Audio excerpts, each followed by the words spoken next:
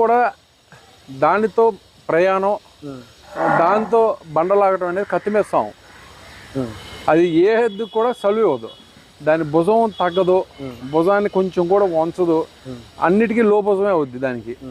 ప్రతి ఎద్దుని అసలు బండ తీసుకునే ఫ్లైట్ మోడ్లోనే తీసుకుంటుంది, గుద్దంగానే ఫ్లైట్లోనే ఇలా తీసుకుని వెళ్ళిపోయే లక్షణం దానికి.